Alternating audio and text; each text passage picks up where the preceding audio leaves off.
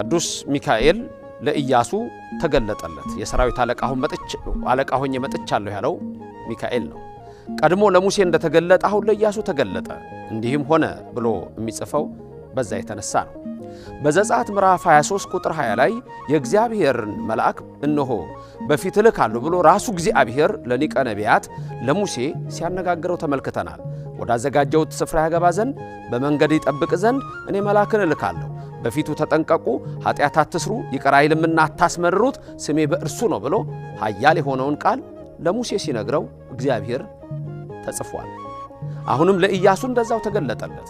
እዚህ ጋር ግን ለዛሬ የምወስደው ትምህርት ልብ ብላችሁ የምታዩት በመጀመሪያ ኢያሱ የተመዘዘው ሰይፍ በእጁ ያዘውን በኢያሪኮ አጠገብ ያገኘውን መልአክ ሲመለከተው ሰው ብሎ ነው የሚጽፈው። ምክንያቱም መጀመሪያ ኢያሱ ሰው ነው የመሰለው። ስለዚህ የተመዘዘ ሰይፍ የያዘ ሰው ኢያሱ አንተ ማነህ አለው ነው የሚለው። ምክንያቱም አንድ ሰይፍ የያዘ ሰው መስሎታል። ማነህ? ምክንያቱም በዛ ሰዓት ኢያሱ ሕዝበ እስራኤልን ይዞ ኢያሪኮን ግንብ ለማፍረስ ካህናቱ ታቦቱን ተሸክመው የሚሄዱበት ሰዓት ነበረ። ከኛ ወገን ወይስ ከጠላት አለው። የእግዚአብሔር መልአክም መለሰ አይደለሁም፣ እኔ የእግዚአብሔር ሰራዊት አለቃ ሆኜ አሁን መጥቻለሁ። ሚካኤል መሆኑን ለኢያሱ ገለጸለት። ይሄን ኢያሱ ምን አደረገ?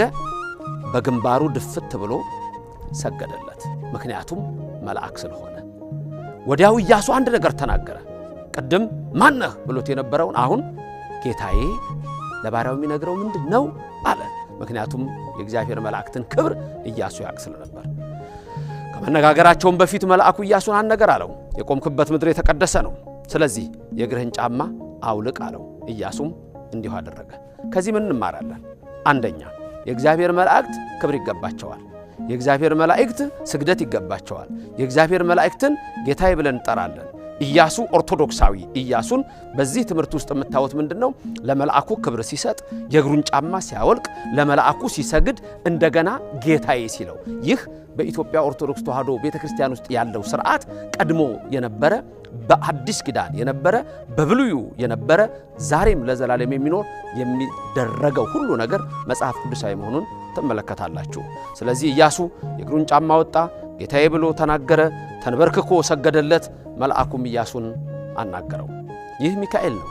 እስራኤልን ከግብፅ ባርነት ነፃ ሲወጡ እየመራ ቀይ ባህርን ከፍሎ እነሆ ያሻገራቸው ይህ ሚካኤል ነው።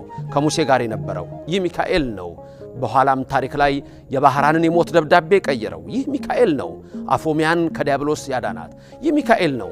ለብዙዎች ፈጥኖ የደረሰው ይህ ሚካኤል ነው። ዳንኤልን ያረጋጋው ይህ ሚካኤል ነው። መኑ ከማከ የተባለ በክርስቲያኖች ዙሪያ ሁሉ የሚከብ መኑ ከማከ። ሚካኤል ማለት ሚካ እጹብ ድንቅ ማለት ነው። ኤል ማለት እግዚአብሔር ማለት ነው። ሚካኤል ማለት እጹብ ድንቅ የሆነ እግዚአብሔር ማለት ነው። ይሄ እጹብ ድንቅ የሆነ እግዚአብሔርን እነሆ ስም የተሸከመ መኑ ከማከ እንዳንተ ያለ ማን ነው የተባለ የእግዚአብሔርን ስም የያዘ ቅዱስ ሚካኤል ሁልጊዜ ሊጠብቀን የታመነ ነው። ሁልጊዜ ሊደግፈን የታመነ ነው። ሁልጊዜ ከዲያብሎስ ቁራኛነት ሊያወጣን የታመነ ነው። ሁልጊዜ በክንፉ ሊጋርደን የታመነ ነው። ሁልጊዜ በብርሃን መስቀሉ ሊባርከን የታመነ ነው። ሌሎች ድንገት እንደ ኢያሱ ያላደረጋችሁ ለመልአኩ ክብር ያልሰጣችሁ ካላችሁ ከዚህ ትምህርት ምን ትማራላችሁ? ኢያሱ መልአኩን ጌታዬ ያለው መልአክትን ጌታዬ ብላችሁ ታውቃላችሁ? ኢያሱ ለመልአኩ ተንበርክኮ ሰገደ፣ ሰግዳችሁ ታውቃላችሁ? ኢያሱ መልአኩ የቆመበት ቦታ የተቀደሰ ስለሆነ በቅድስናው ስፍራ ጫማ ማውለቅ ስለሚገባ ጫማውን አውልቆ አከበረ። ዛሬ ጫማ አውልቃችሁ ለእግዚአብሔር ክብር መስጠቱበት አለ? ይህ ሁሉ የለም። ስለዚህ እግዚአብሔር አምላክ የሰጠን አንድ መንገድ ነችና በዚች መንገድ ውስጥ ሄዳችሁ ይህን ክብር እንድታዩና የዘላለም ሕይወት እንድትወርሱ የእግዚአብሔር ቃል ያስተምረናል።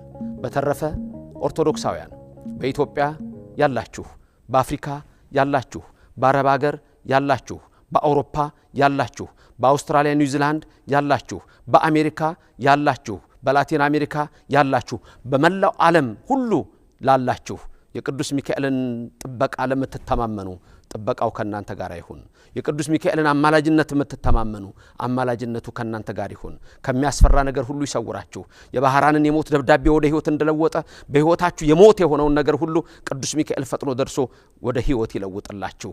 ባህራንን ከዲያብሎስ እንዳዳነ ከምትፈሩት ነገር ሁሉ ያድናችሁ። ክንፉ ይጋርዳችሁ፣ መስቀሉ ይጠብቃችሁ። በዓሉን በዓለ ሐሴት ያድርግልን፣ በዓለ ትፍሲት ያድርግልን። የቅዱስ ሚካኤል ጥበቃ አይለየን። ባላችሁበት ሁሉ ልዑል እግዚአብሔር ይባርካችሁ። እግዚአብሔር በረድኤት ከሁላችን ጋር ይሁን። ክብርና ምስጋና ለስሙ ይድረሰው። የቅድስተ ቅዱሳን ምልዕተ ክብር ምልዕተ ውዳሴ መዝገበ ጸሎት አቁራሪተ መዓት ሰዓሊተ ምሕረት እማምላክ ወላዲተ አምላክ አማላጅነቷ ከሁላችን ይሁን። መልካም በዓለ ንግሥ፣ መልካም ቀን የተባረከለት ያድርግልን። የቅዱስ ሚካኤል ጥበቃ ዘወትር ከኛ ጋር ይሁን። አሜን።